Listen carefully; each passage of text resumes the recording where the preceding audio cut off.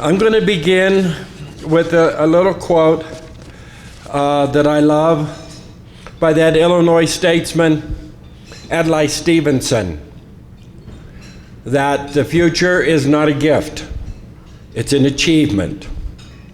Now, Sandra Dallas, I don't know if somebody told you that 15 books ago, but your future is now, and it certainly is a great achievement. And you are a living testimony to what happens when the pen is in the hand and the writer has a passion for sharing and communicating the stories of our common humanity on this planet. I would need zipper lips to go through the long list of books in a hurry that Sandra has written and accomplished. And I will skip that and I will read a wonderful short note that you will find on the sandradallas.com webpage. The sandradallas.com webpage. I encourage you to look it up and learn more about her achievements, and the achievements of writing. The New York Times bestselling author Sandra Dallas, the author of 12 adult novels, 1 young reader novel, and 10 nonfiction books, I'm counting 23 right there, was dubbed a quintessential American voice by Jane Smiley in Vogue magazine. Sandra's novels, with their themes of loyalty, friendship, human dignity, have been translated into 12 foreign languages and have been optioned for movies. A journalism graduate of the University of Denver, Sandra began her writing career as a reporter with Businessweek, a staff member for 25 years, and the magazine's first female bureau chief.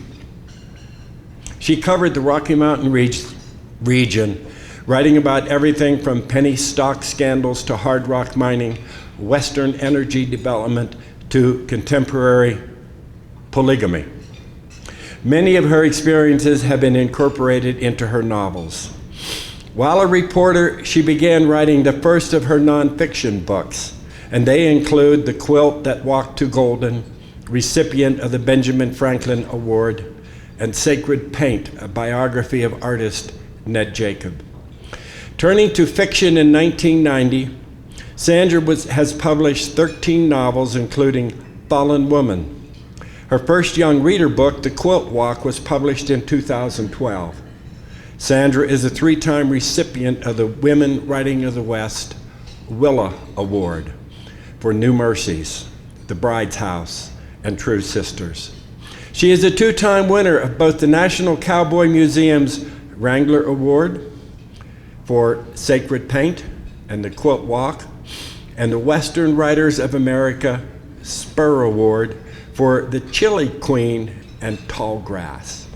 The audio version of Tall Grass won 2 Audio Publishers Association's Audi Awards.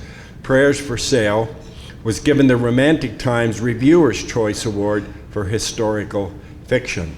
And as you know, we're celebrating the Persian Pickle Club as part of the Frank Waters Award for her. Know that the first edition of that came out 20 years ago. And St. Martin's Press has reissued the Persian Pickle Club as a 20-year anniversary edition, and also, because if I'm correct, it's been optioned to become a movie, which is going to be wonderful to see. And I might be stealing some of your thunder because I don't know what you're going to share with us in your words, but readers have suggested that I write a sequel to the Persian Pickle Club. I would love to. But the truth is, I've never come up with the right plot. All I can think of is having Queenie saying, "Look at the quilts I've made since the last book." And here's a wonderful lesson for young writers. Still, those characters remain alive in my mind. I might not be able to write a sequel, but I have written a prequel, A Quilt for Christmas, which will be published in October. I was partway through the first draft of that novel, which is set in Kansas, when I realized that those Civil War era women have much in common with the characters in the Persian Pickle Club. So they became the grandmothers of the Pickles.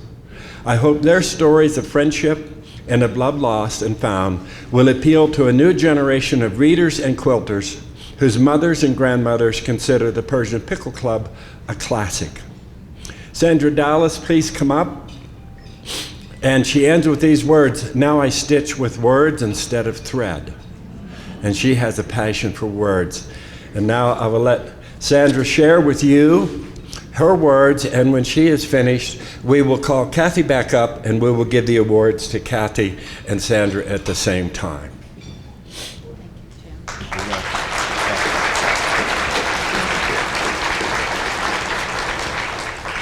Thank you very much. It's nice being here with representatives of so many libraries. I'm a writer because I'm a reader, and I'm a reader because of librarians. I practically grew up in the Park Hill branch of the Denver Public Library, and I remember when I was probably 10 or 11 years old, I actually passed out in front of a circulation desk. And when I came to, all the librarians were gathered around me. It remains one of the highlights of my life. And I am particularly honored to receive an award named for Frank Waters. When I started writing books 50 years ago, in fact, 50 years ago this spring, his were some of the first that I read. I think that the Colorado River book was probably my favorite. I never met him, but I was helped by another Colorado Springs writer, Marshall Sprague. I had been a big fan of his, and I was then reviewing books for the Denver Post, and I think I had reviewed one of his books. My husband and I were living in Breckenridge at the time. Bob was the first public relations director of the Breckenridge ski area. And it was not a great time of my life. Our plumbing was frozen, and I hadn't had a bath or washed clothes in quite some time. I had just given birth to our first child, and I was suffering from postpartum depression, although we didn't know what it was back then. And I was so depressed, I was actually watching daytime television. And probably the only time in my life I've ever done that. And Marshall had gone to Breckenridge to write a piece about the Breckenridge ski area. And my husband, knowing how much I admired him, brought him to our house, and he came through the door and he said, "I brought you a wonderful surprise. I brought Marshall Sprague." And he looked at me with my dirty clothes and my lank hair and the television blaring, and he said, "Ah, the virginal Miss Dallas." Well, I could see why he was so beloved. It was about that time that I started writing my first book. It was Gaslights and Gingerbread. It was about old houses in Colorado. And I was pretty impressed with myself. I had a contract, and I had a $25 advance. And I was going around Colorado looking at old houses and photographing them and writing about them. On my first overnight trip, I went to, I think it was Lake City. And I got there a little early, and so I was wandering around town, and I went into an antique shop. And the woman there said, "Oh, what are you doing here?" And I said, very self-importantly, "I'm writing a book." And she said, "Isn't that wonderful? You're the third one in today." That book came out when I was 26. And because Western history back then was written pretty much by old boys, I was considered the ingenue of Western history. My first novel came out when I was 50, which made me a kind of AARP poster girl. I had no intention of ever writing fiction. I worked for Business Week magazine, and I covered the Mountain States, and I thought that at some point I would write books about, important books about land use and water policy and all that kind of thing. But I sort of got sidetracked. A friend of mine who was a ski writer called me one day and said, I've just met someone who's moved to Denver who was a stringer for People magazine. A stringer is a dedicated freelancer. And why don't we have lunch? So we had lunch, and we were talking about all the money you could make writing these bodice buster books. And we were real writers, we were nonfiction writers, so why didn't we attempt one of these? And we actually, at this lunch, came up with a plot, and we assigned characters. I had the hero, who was an entrepreneur because I worked for Business Week. The ski writer had the heroine, who was a super skier, and the People magazine lady had all the oddball characters. I remember that we had a French accountant countess because we figured we would go to Paris and do research. We wrote some of this book, but it was harder than we thought, and we all had day jobs, so we gave it up. And along with that, our styles didn't mesh. My stuff read like an annual report. The ski writer stuff sounded like a travelogue.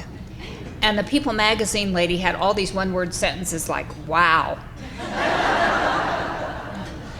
And we never got to the sex. And I think that's why I have so much trouble writing about sex today. I'm not a prude, it's just that I even bought a book once called The Joy of Writing Sex, and it didn't happen. And I think that's probably why I have trouble writing sex. I remember trying it with one of my novels, and I had thought about it all day. And I went home that night, and I went into my little office at home, and I closed the door so the children would stay out. And I sort of rubbed my hands together like a voyeur, and I wrote, he unbuttoned the top button of her blouse. And then I sat for quite a while. And I wrote, the next morning,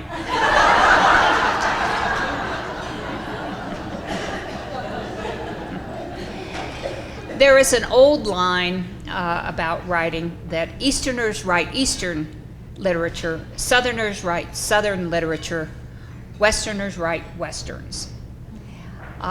We seem to get no respect. I remember a review a couple of years ago of one of my books that was a very positive review. And the reviewer said, if she could write this way about the West, think what she could do about the East. I think she meant that as a compliment, but I didn't take it as such, because to me, the West is the Holy Grail. I love the West. We are formed by where we live. And in the West, we are formed by the plains and by the mountains. You can see this in Frank Waters' books. I admired him so much because he could he could combine the past and the present with reporting, with history. And he had such a sense of place. It comes through so strongly in his books. And I think that's what a lot of us try to do when we write about the West. We are formed by where we are. I knew an old writer in Breckenridge, Helen Rich, who was quite elderly at the time and was sick and went into a nursing home in Denver, and Bob and I went to visit her. It was out on Federal Boulevard, and you know how you try to find some sort of platitude that you can say about, oh, things aren't so bad. And so I said, oh, look, Helen, you can see the mountains from your window. And she said, I like my mountains close up and harsh. And we do. They are a part of us. A couple of years ago, I wrote a book called True Sisters, which is about the 1856 Mormon handcart expedition. For those of you who don't know it, in 1856, Brigham Young, the head of the Mormon Church, came up with the idea that if immigrants were willing to push handcarts across the prairie from where the railroad ended in Sioux City all the way to Salt Lake City, 1,300 miles, they could go from Europe to Salt Lake for about $20. I think that included passage on a ship. That compares to about $300 to outfit a covered wagon. Well, most of these converts were very, very poor. And the idea that they could, at some point in their lives, save up $300 was out of the question. If they wanted to go to Utah, and Mormonism is a Zionist religion that calls people to its headquarters, the handcart idea was a very good one. The problem was in the implementation. There were 5 handcart companies that year. 3 of them got through okay. The 4th had problems. The 5th one, which is the one I wrote about, the Martin Company, had terrible problems. They didn't leave. The handcarts weren't waiting for them. They had to make them themselves out of green wood, so that delayed them for 3 weeks. And of course, when the wood dried, the handcarts fell apart. They didn't leave until the end of July, and they were told in Iowa City, at Fort Laramie, everywhere along the way, wait until spring. You'll run into bad weather. But they believed that God was on their side. I guess God didn't know that, because they ran into terrible snowstorms. And as a result of that, there were 575 members of the company. Between 140 and 180 died of starvation or the elements. And many more, of course, were wounded for life. None of those people who were on that trek ever forgot it. It formed who they were, whether they left the church in disgust and went back to where they came from, or whether they stayed in Utah and their faith was strengthened. That particular incident molded them. And that is what our part of the country does to us. It makes us who we are. It's not always easy to write about the West if you write about women. And I didn't start out to write about women, but it seems to be what I do. Most Western stories, the monumental stories, are about men. And you can't. Two books I wish I had written. One was Shane, the other is Lilies of the Field. But you don't have a lone woman riding into town and fighting off the bullies. She's more liable to have a washout over the wash tubs or something like that. And as for a lone woman coming in and building a church, as the character did in Lilies of the Field, women are more likely to stitch the drapes. So you don't have women characters who have these monumental stories to tell. You put them in there. Well, when we started writing about women 30 years ago, when we started writing about women in the West, with the advent of the organization Women in the West, a lot of women took on the West. We tended to make them super women. Newspaper editors, doctors, newspaper editors, lawyers. And we made them, they loved Indians. They stood up for the environment. They were great role models, but they weren't very accurate. They are what I call the Dr. Quinn medicine woman syndrome.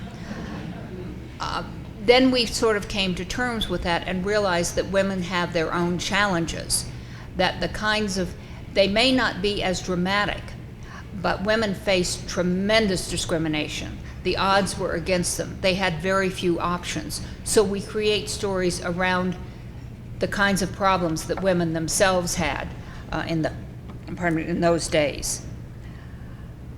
When Wilma wrote me and told me that I had won this award, she said, Frank Waters would be proud to call you his peer.